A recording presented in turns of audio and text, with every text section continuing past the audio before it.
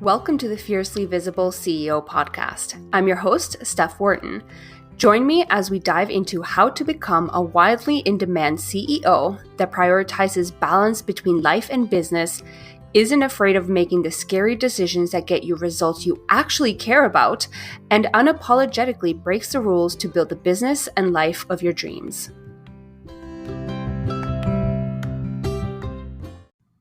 Hello and welcome to the very first episode. I'm actually really excited. I think what I'd love to do right now is to share a little bit about myself so you get to know me. For those of you that have no idea who Steph Wharton is, welcome. We are about to have a lot of fun. But before really diving in, I want to share a little bit about my vision, my mission more than anything, as to why I decided to start this podcast, but also why I decide to run my business, why I wake up every single day to promote my offers, to serve my community, to support my clients. Really, ultimately, when I really sit down and try to figure, okay, why do I do this? It boils down to the fact that I love helping others realize that you don't have to follow the rules. Sure, there are, of course, a lot of rules that are in place for good reasons, health, safety, all that good stuff. But there are some other rules that honestly, they don't fit. At least they do not resonate with me. And I know that they don't resonate with a lot of my community. So that you know, a little bit of background, I've always been a very traditionally well-behaved kid.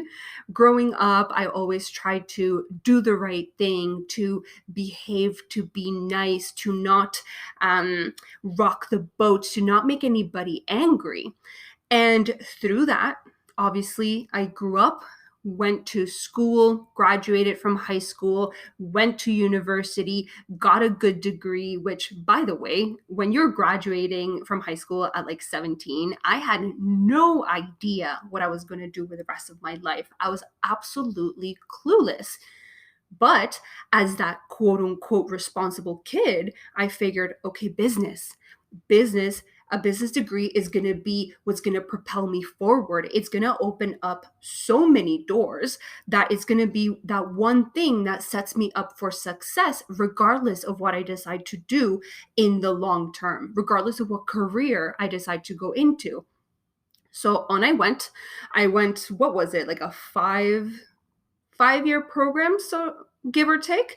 And I did that. I tried my best again to behave, to play by the rules. Then I went on, graduated, got a full-time job right out of school. I think maybe at tops, I was 6 months unemployed, and then landed this gig. It was great. It was in the financial district in a big city. And it was just one of those things that it made sense. That's what you do. You grow up, you're a kid, you have fun, you go to school, you become a professional, you have your career, you retire. That's the end of the story. There's probably a family somewhere there in between if that is your cup of tea. So I did that. I followed that traditional path. But when it comes to the rules, it's the whole concept of being the traditional path. The traditional path, it's what's been made to be common and the path most traveled, and the one that people typically recommend that you take because it's sensible. It makes sense. You're setting yourself up for success. You can make money, pay your bills, start a family, hopefully buy a house, etc., etc., etc., etc. However, that's not what everybody wants. And although there could be some good overlaps, what happened is I started to realize that there was a lot of things that I was missing out. I actually went ahead, and where I was working at the time, there was a colleague who, dear friend of mine, we became really, really close. And I remember comparing myself to her. I would look and we were in a very similar position. We had a similar title, we were getting similar pay, we were both renting downtown. So we were pretty much at the same quote unquote stage in life. However, she had graduated from university and traveled the world. I believe she had traveled for about like 2 years, and she had been literally everywhere that I'd love to go to. She lived, she worked, she traveled, she experienced all these new things, met all these new people, probably learned a lot about herself throughout that process. And then one day decided, I'm done for now. I'm gonna go back home, get a job, get an apartment, maybe meet somebody. I'm sure that's not what she was thinking at the time, and just settle down. And now here we were, two people in the same shoes, same age, same everything, but she had actually gone ahead and lived her life. And for me, that was one of those light bulb moments that I was like, oh dear Lord, like, what am I doing? So I thought, okay, you know what? I have a good job. I can probably still go travel, right? Wrong. I asked for vacation and it was like, nope, your vacation, I can't remember at the time. It was capped at either 2 or 3 weeks and I wanted a month or more. So I had to wait like an entire year until I was granted that additional week that would allow me to go and do like a full trip across Europe. So was I really living life on my own terms? No. Was I doing things that I was passionate about, that I thought were exciting and worth actually doing as opposed to just sitting at a cubicle every single day? No. There was another example, another light bulb moment. I had, honestly, if I look back, I've been wanting my very first tattoo since I was probably 18 or 19 years old. But like that quote unquote responsible kid, I was like, you know what? I can't get a tattoo because there's a couple reasons. One, I might regret it, right? Like, what if I get it in a weird spot? What if I get old and my skin sags and then it just doesn't look good and it's just ugly? Or what if the tattoo has no meaning and then I just regret it because I'm so detached to it? Or the not the big one, but the one that at the time felt so big to me was that I had to make sure that if I ever got a tattoo, that it was hidden. It had to be either on my back or on my rib cage or just somewhere where I could still look professional and still go to the office and still go to client meetings and not have a visible tattoo.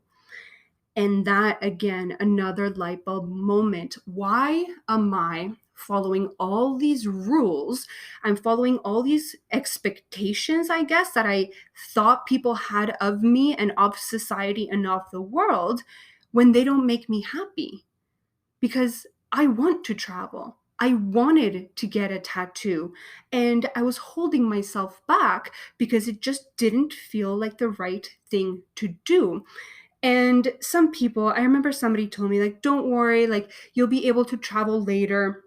And I flat out said, like, no, what if I can't? Like, retirement isn't a guarantee. Like, nobody can guarantee me that when I reach, let's say, 65, one, I have enough funds to retire, two, that I'm healthy enough to travel. And they were just sitting there flabbergasted, looking at me like I was crazy and had, like, I don't know, an alien coming out of my ears or something. But it's true. There's no knowing what's going to happen in the future. And honestly, when all those thoughts started to pop up, and I started to realize that although I had a really good job, the pay, I was, I was paying bills, things were taken care of, I was safe, I was taken care of, I was living in a good place, I was in a good relationship, great family, great team at work.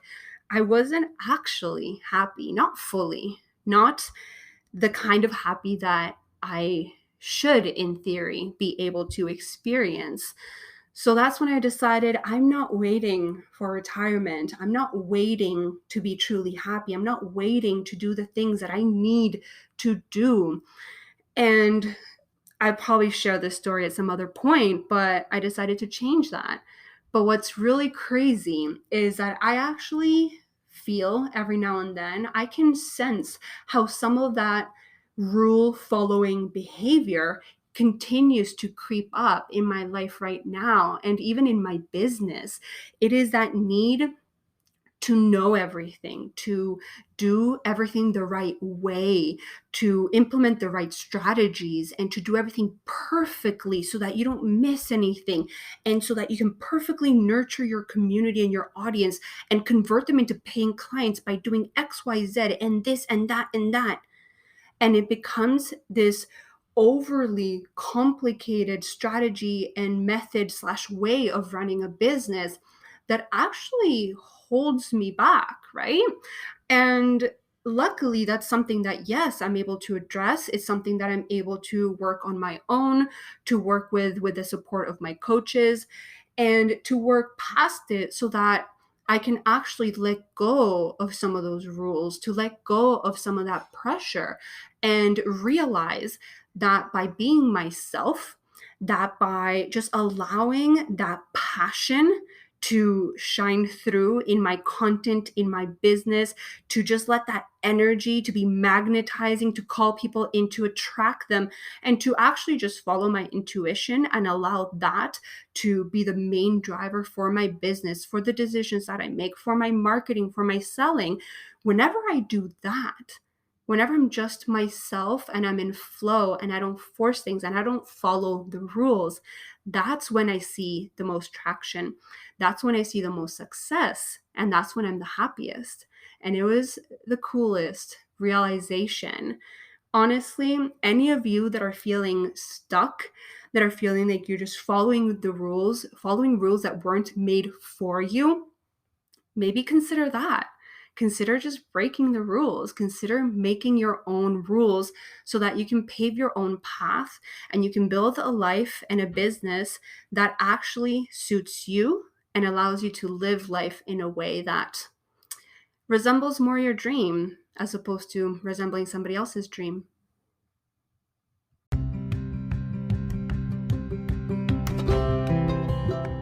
That's it for this week's episode of the Fiercely Visible CEO podcast.